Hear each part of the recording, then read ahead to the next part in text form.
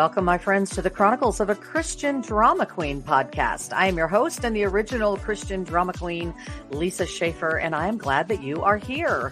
I can promise you that I know what it's like to think like a lover of Jesus, but live like a hot mess every day. And if you can relate, you're in the right place. Everything from the craziness of homeschooling my kids for 25 years to overcoming deep wounds of abandonment and abuse. Stay with me, sister. I have walked down those roads, and I've got decades of healing and hope. God's called me to share it with you, so here we go.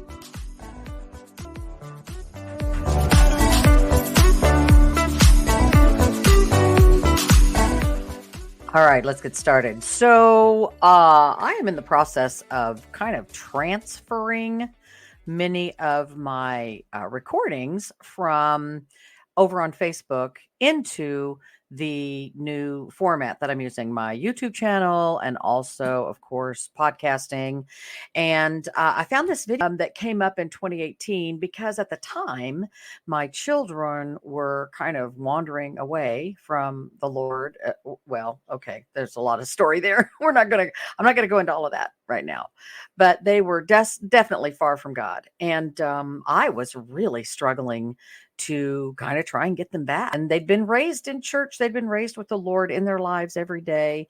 And they were really, really in a place of struggling. And what it did was it reminded me of my places of struggling. And I decided to record this video on Facebook. So if you're watching the video on my channel, on my YouTube channel, then you'll notice it's like Christmas time because that's when I was recording it in my studio back then, which didn't have any soundproofing. So this is a message that I gave to my Facebook fans back in 2018, but the message is still true. When we shout out to God and we wonder where he is at. So here we go. I'm talking to the people who have decided that because life sucks right now, that God is dead. That God is dead. And I'm going to tell you a story. I'm going to use me. Always use my own personal experiences because that's what I've got. I mean, that's what I've got to go on. So I want to tell you a story. I was not technically raised a Christian, but in 1979, 78, my mother, my brother, and I all became followers of Jesus. We were all baptized on the same day in the same church. And it was life-altering for me. I'm not going to speak for my mom. I'm not going to speak for my brother. I'm going to speak for me. It was life-altering. I was about 14 at the time. And it was shortly after that we moved. Now, I was raised pretty much without a father. My actual father was not in my life, but my granddad stepped in, and he was a great guy, and he did an amazing job. But any young woman, I will tell you this right now, and for you fathers out there that have daughters, you need to know that when you are not a part of your daughter's life, you are driving her into the arms of any guy that will take her. Okay? Because daughters need their dads. They need their dads. Speaking as someone who didn't have one, let me make sure you understand, daughters need their dads. And it wasn't until years and years later that I realized that me not having a father in my life, or my father in my life, was actually a blessing. It was God's way of sparing me. I become a Christian. I understand about the salvation of Christ, the forgiveness of sins, the eternal life that I can have with God because I accept him. But then we moved. And we didn't get involved again in another congregation, in another church. We didn't stay in the Word. We didn't read our Bibles. We wandered. And at 14, 15, 16 years of age, a young girl who has no father to show her value will start looking for love in all the wrong places. And so I did that throughout most of my teen years and quite a few of my very, very early 20s before I met my husband. So I wandered. And at 19 years of age, in 1984, I got very sick. And I'm not going to give you all the gory details, but suffice it to say, I was living a life I was separate from God, and I was not taking care of myself, and I got very sick with something that was not curable. Okay. Now I got another story there, and I'll tell that another time about how God healed me of that. But here's the deal. At 19 years of age, because of my lifestyle and because of my choices, I was on the brink of suicide. I wanted to die. And I was frantic.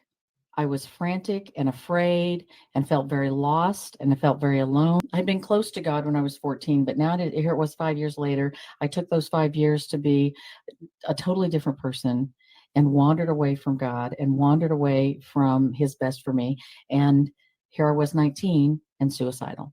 And I was in college at the time. I went to my dorm. I'm crying. I'm frantic. I'm throwing things. I'm upset. I'm scared. And the gal next door and comes over and asks me what's going on. And I told her very little, but I told her that this was something that was big and it was bad and it was scary and I was afraid. And she said, her name was Lori. And she said, have you prayed about this? And it completely shocked me. It completely set me back because no, I had not prayed about it. I hadn't talked to God since I was 14. And here I was in the midst of all this anger and pain and fear. And I hadn't even thought to talk to God. And she said, have you prayed about this? And I said, no. In fact, I haven't prayed for a very long time. And she said to me, I think that's where you need to start. So I walked across campus to the chapel, but I sat in the back and I cried and I cried and I cried. And I got really mad at God. And I said, why would you let this happen to me? Why would you let me be so sick? Why would you let me be in this situation? Where are you? What are you doing? See, it's not God that moves. Oh, he still moves, but he doesn't move away. We do. We make the decision that we're going to live against everything he has impressed upon our heart about living a holy life. We're the ones who decide we're going to live that way, and we just don't care what the consequences are because we're young and we want to have fun, or we want to do this, or we want to do that. We want to pick the wrong guy. We want to make sure we're having sex by the time we're 16 or 17 years old. We want to make sure that we're doing drugs. We want to make sure that we're having a party. We want to make sure that we've got all the right friends. We want to do all of that, and we completely forget everything that he's taught us. That's what happened to me. God still moves, but he doesn't move away. And in that moment, when I was 19 years old, I realized everything that was happening to me was on me. It was not on him. It wasn't God who moved. It was me. It was me. And so in all my anger and all my rage and all of my accusing God of abandoning me, he still took the time to say to me very clearly, and I'm not telling you I hear voices, I'm telling you the Spirit moved in my mind and heart and said, where you been? Because he has not moved. I moved. I'm the one who walked away and acted like everything that he had taught me didn't mean anything. I'm the one that walked away and acted like he didn't love me enough to provide for me when I was in his word and I was in fellowship with other Christians and I was going to church on a regular basis. When I was 14, I had peace. I didn't have everything I wanted, but I didn't have fear. And I didn't have shame. And I wasn't deathly sick because of my horrible choices. When I was 14, I wasn't looking for a boyfriend to try and fill some void in my life because my father wasn't around. Because God was filling the void. See, God's not dead. You just moved. And so you think that because he's not right there where you are, that he's not around anymore. Not true. Not true. He's right there. He's right there. And he's waiting for you to hear him say, where you been? Where have you been? Come here. Let me take all that guilt. Let me take all that pain. Let me take all that rage. Let me take all that bitterness. Let me carry that for you. Because you might not be perfect and life might not be fantastic. There might always still be troubles. Things might go bad.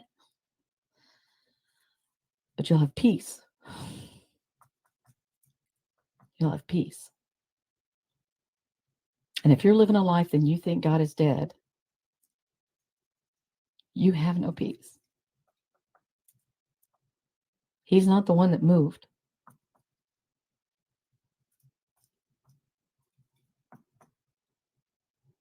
And you need to come home and stop wandering out around in a world that wants to destroy you.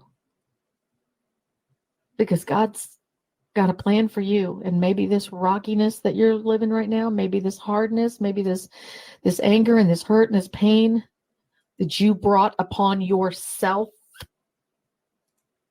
it's part of your story. It ain't over. But it ain't over.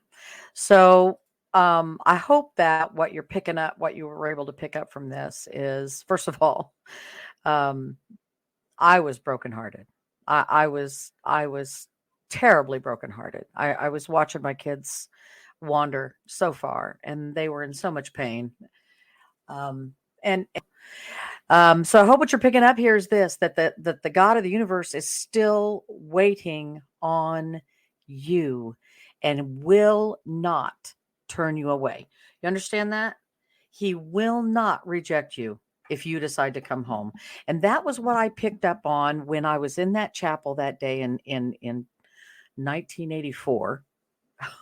I'm realizing that he allowed me to wander as far as I did, and he allowed me to do the things I was doing. He allowed me to get sick because I was sleeping around like a harlot. He just wants to embrace you and have you come back home. It's true. That's going to do it for me today, guys. Thanks so much for joining me. I hope that you were inspired or encouraged, led to walk closer with the Lord. Don't forget to find out more about me. You just got to go to my website at christiandramaqueen.com, and you can find all of my videos, which are actually the podcast videos, at my YouTube channel, Christian Drama Queen.